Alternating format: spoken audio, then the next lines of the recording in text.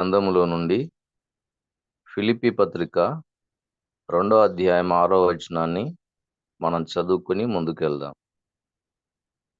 ఫిలిప్పీ పత్రిక 2వ అధ్యాయం 6వ వచనం. ఆయన దేవుని స్వరూపం కలిగిన వాడయుండి దేవునితో సమానముగా ఉండుట విడిచిపెట్టకూడని భాగ్యమని ఎంచుకొనలేదు గాని మనుష్యుల పోలికగా పుట్టి దాసుని స్వరూపమును ధరించుకుని తన్ను తానే రిక్తునిగా చేసుకునెను. మరియు ఆయన ఆకారమందు మనుష్యుడుగా కనబడి మరణం పొందునంతగా, అనగా శిలువ మరణం పొందునంతగా విధేయత చూపిన వాడై తన్ను తాను తగ్గించుకొనెను. దేవుడే తన వాక్యం మనందరికీ ఆయనే వివరించి పంచిపెట్టునుగాక. ఆమేన్. ప్రభునందు ప్రియమైన వారలారా, ఈ ఉదయకాలం ప్రభువును జ్ఞాపకం చేసుకోవడానికి మనం కూడి వస్తూ ఉన్నాం. నన్ను జ్ఞాపకం చేసుకొనుటకై దీన్ని చేయుడి అని సెలవిచ్చిన ఆ ప్రభువును జ్ఞాపకం చేసుకునే దినం. పరిశుద్ధ గ్రంథములో ఫిలిప్పీ పత్రిక 2వ అధ్యాయం 6వ వచనాన్ని మనం చదువుకున్నాం. ఇక్కడేమని రాయబడిందంటే, ప్రియులారా, ఆయన దేవుని స్వరూపం కలిగిన వాడయుండి దేవునితో సమానముగా ఉండుట విడిచిపెట్టకూడని భాగ్యమని ఎంచుకొనలేదు అనే మాట 6వ వచనంలో రాయబడింది. ఆయన పరలోకంలోనే ఉండాలని, అది విడిచిపెట్టకూడని భాగ్యమని ఎందుకు ఆయన ఎంచుకోలేదు? 7వ వచనాన్ని చూస్తున్నప్పుడు, ఆయన మనుష్యుల పోలికగా పుట్టాడని, దాసుని స్వరూపాన్ని ధరించుకున్నాడని, తనను తానే రిక్తునిగా చేసుకున్నాడని 7వ వచనంలో చూస్తాం. 8వ వచనంలో ఆయన శిలువ మరణం పొందునంతగా తన్ను తాను తగ్గించుకున్నాడు, విధేయత చూపాడని చూస్తాం. ఈ 3 వచనాల్లో ఒకటి విడిచిపెట్టకూడని భాగ్యాన్ని విడిచిపెట్టాడని చూస్తున్నాం. రెండవది మనుష్యుల పోలికగా పుట్టాడు, దాసుని స్వరూపాన్ని ధరించుకున్నాడని చూస్తున్నాం. మూడవది ఆయన శిలువ మరణం పొందునంతగా విధేయత చూపాడని, తన్ను తాను తగ్గించుకున్నాడని చూస్తూ ఉన్నాం. ఈ 3 లేఖన భాగాలను చూస్తున్నప్పుడు మనకేమర్థమవుతుంది? విడిచిపెట్టకూడని భాగ్యాన్ని విడిచిపెట్టాడని, ఆయన మనుష్యుల పోలికగా పుట్టి దాసుని స్వరూపాన్ని ధరించుకున్నాడని, మరణం పొందునంతగా, అనగా శిలువ మరణం పొందునంతగా విధేయత చూపాడని, తన్ను తాను తగ్గించుకున్నాడని ఈ 3 వాక్య భాగాలు మనకు అర్థమిస్తున్నాయి. ఎందుకు పెట్టకూడని భాగ్యాన్ని విడిచిపెట్టాడు? ఎందుకు ఆయన మనుష్యుల పోలికగా పుట్టాడు?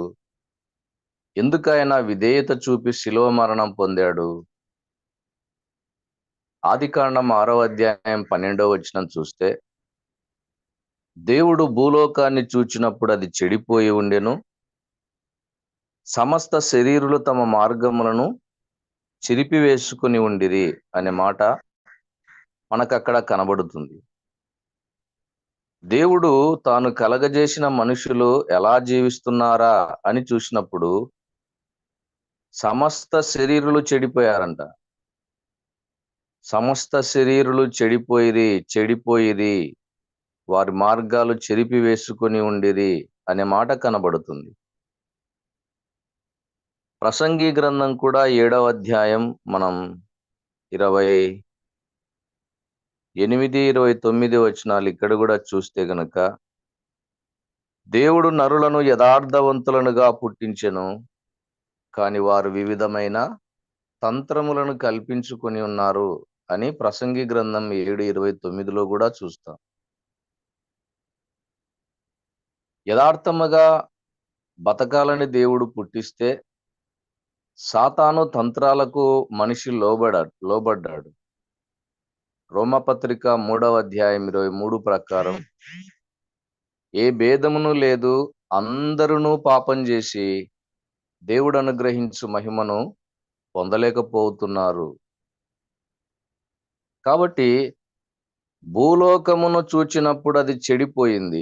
సమస్త శరీరులు ఒక్కరు కూడా లేకుండా, నీతిమంతుడు లేడు, ఒక్కడునూ లేడని రాయబడింది. అందరూ పాపం చేశారని రోమాపత్రిక 3:23 చూస్తున్నాం. కాబట్టి ఒక్కడు కూడా నీతిమంతుడు లేడు, అందరూ పాపం చేసి దేవుడు అనుగ్రహించు మహిమను పొందలేకపోవచ్చున్నారు.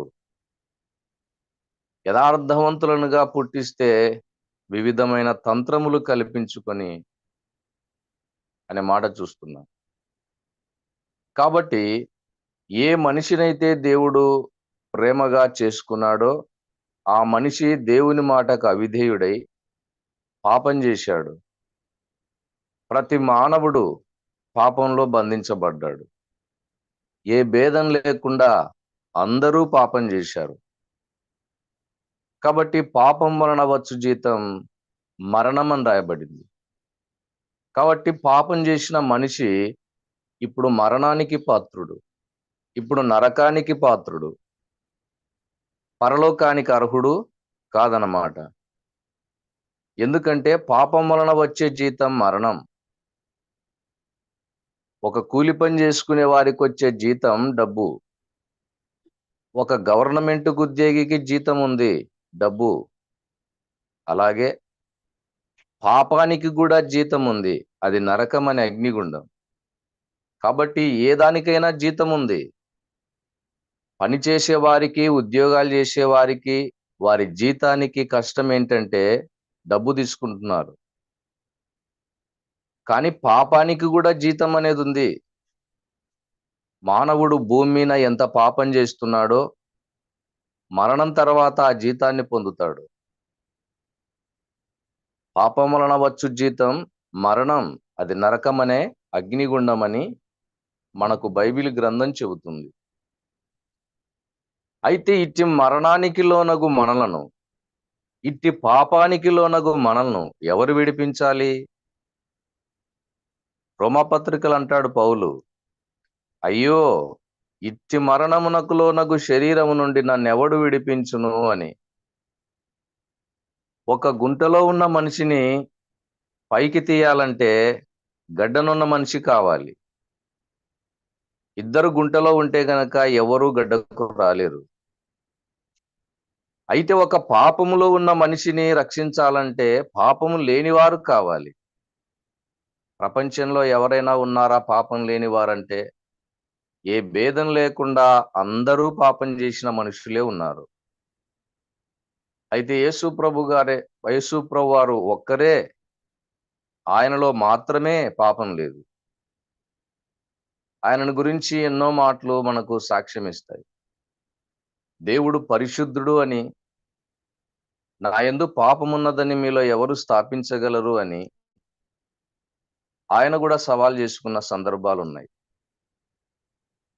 కాబట్టి ఇప్పుడు రక్తము చిందించనిదే పాపక్షమాపణ లేదు. ఆ రక్తము ఎవరిదై ఉండాలంటే పరిశుద్ధునిదై ఉండాలి.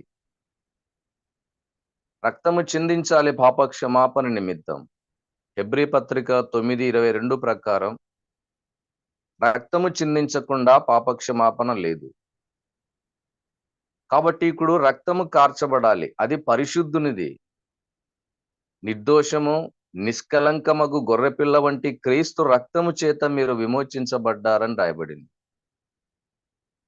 కాబట్టి మనుష్యులందరూ పాపంలో ఉన్నారు. ఏ మనిషి కూడా తన పాపము నుండి తను విడిపించుకోలేడు. మరొకరు మన పాపాల నుండి కూడా విడిపించలేరు. కాబట్టి దేవుడే ఈ కార్యం జరిగించాలా. దేవుడు ఈ కార్యం జరిగించకపోతే మనుష్యులందరూ నరకానికే పాత్రులు. ఏ ఒక్కరికి కూడా పరలోకం లభించదు.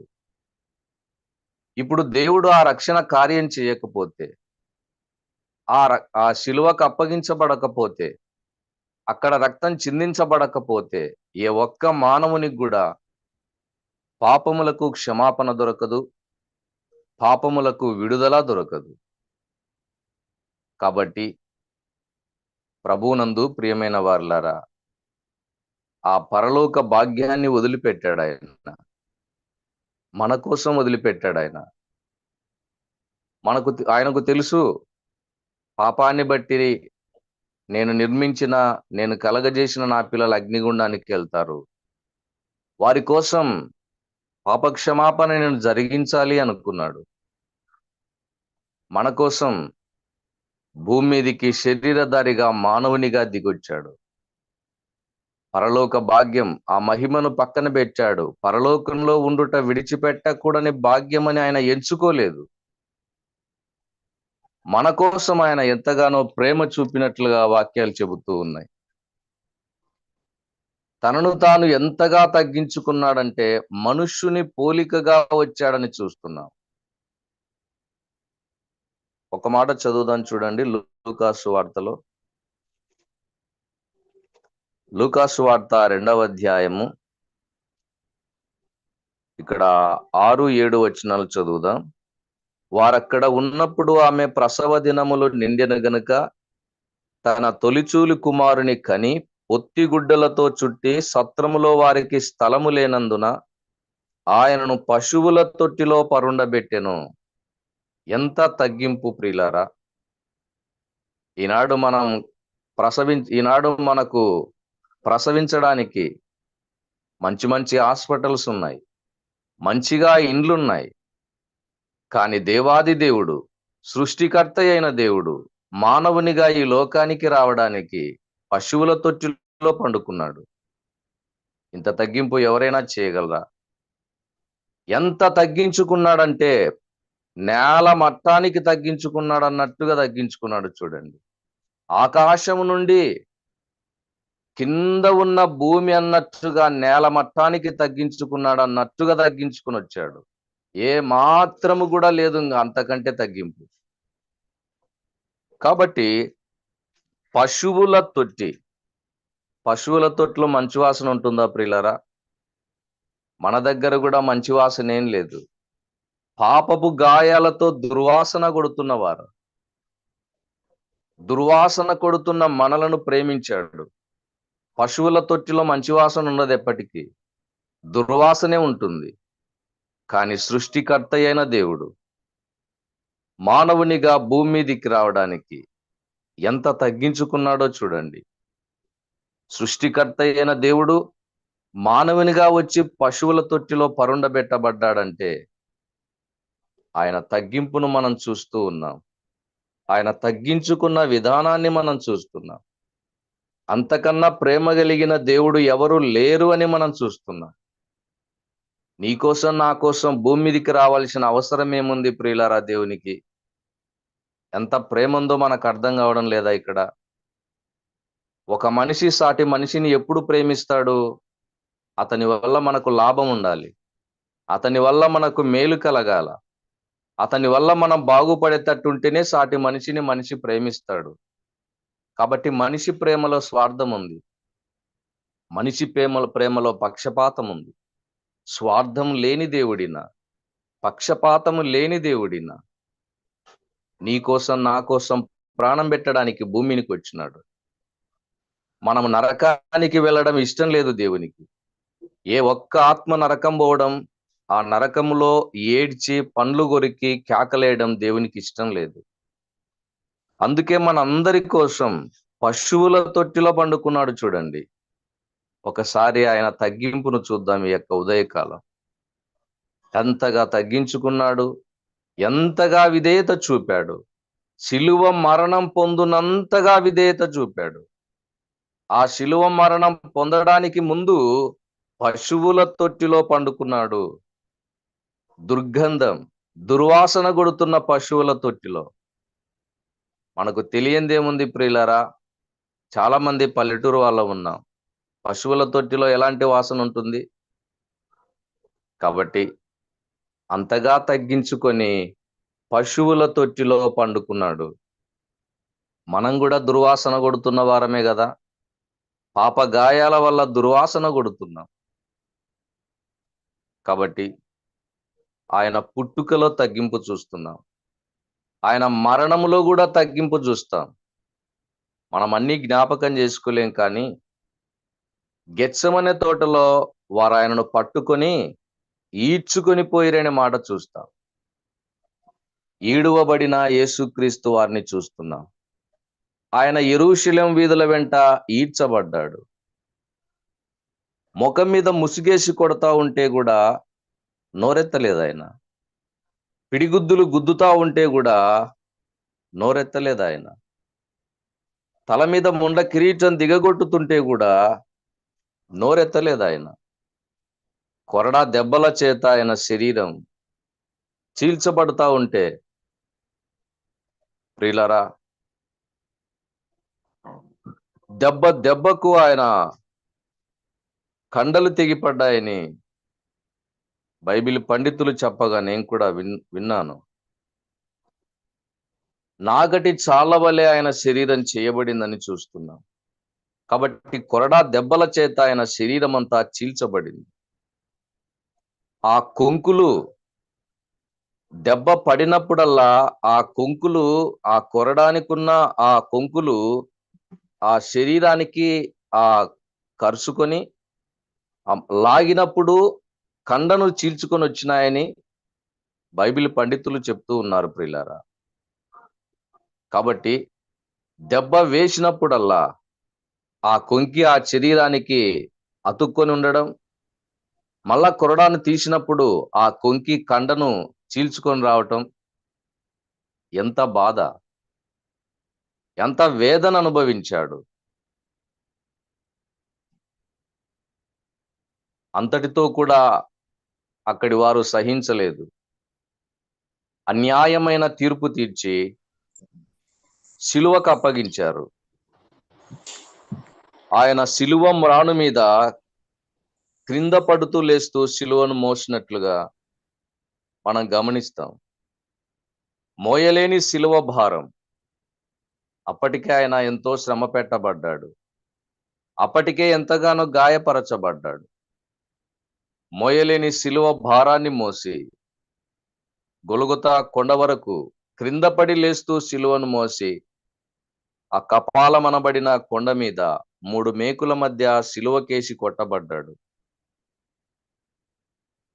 చీలలు తీసుకుని ఆయన చేతుల్లో కొడతా ఉంటే ఆ చీలలు ఆయన మాంసాన్ని మరి చీల్చుకుంటూ ఆ యొక్క సిలువ మానుకు వెళ్ళి తగులుకుంటున్నప్పుడు ఎంత బాధ అనుభవించి ఉంటాడు, ఎంత వేదన అనుభవించి ఉంటాడు. ఆయన శరీరధారిగా ఉన్నాడు, ప్రియులారా. దేవునిగా కాదు, ఆయన శరీరధారిగా వచ్చినాడు.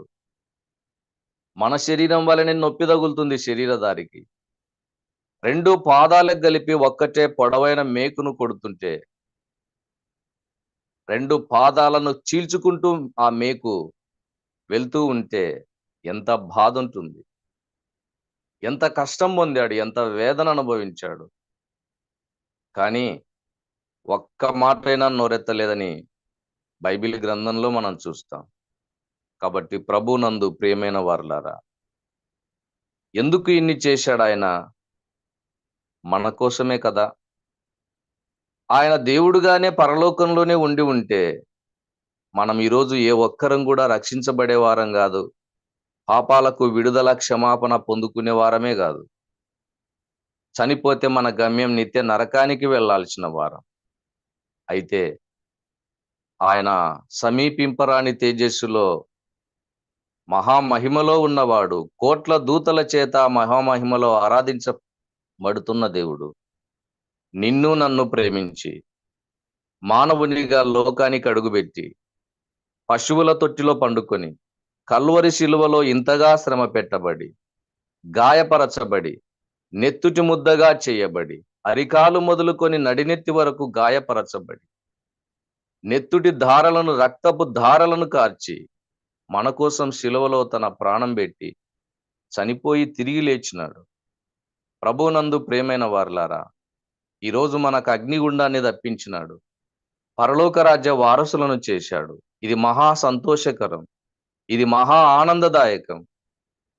అగ్నిగుండంలో అరుపులేసే, కేకలేసే, వేదనతో బాధపడే ఆ బాధ తప్పించాడు. పరలోక ఆనందాన్ని మనకు అనుగ్రహించాడు. నిత్య జీవం ఇచ్చాడు. అయితే పాపాత్ములమైన మనల్ని ప్రేమించి, పాపపు గాయముల చేత దుర్వాసన కొడుతున్న మనలను ప్రేమించి, ప్రేమతో ప్రాణం పెట్టాడు. ప్రేమతో తన ప్రాణాన్ని త్యాగం చేశాడు. ఆ మహామహిమను వదులుకున్నాడు. ఎంతగానో తగ్గించుకున్నాడు. మన కొరకు శిలువ మరణం పొంది తిరిగి లేచినాడు. మనమందరం పరలోకంలో తన యొద్ద ఉండాలనే దేవుడు ఇదంతా చేశాడు. కాబట్టి ఇప్పుడు ప్రభువునందున్న వారికి ఏ శిక్షా విధి లేదు అని వాక్యం చెప్తుంది. ఇప్పుడు మనకు శిక్ష లేదు. ఇప్పుడు మనకు నరకం లేదు. ఎప్పుడు నిద్రించినా ప్రభుతో ఉంటాం. ఒకవేళ బ్రతికుండంగా ప్రభు వచ్చినా ప్రభుతో ఎత్తబడతాం.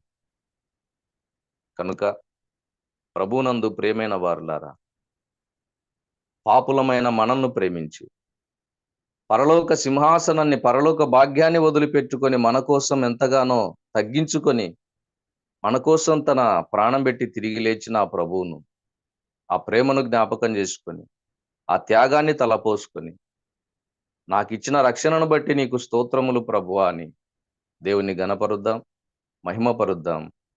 అట్టి విధంగా దేవుడు మనల్ని ముందుకు నడిపించును గాక. ఆమేన్.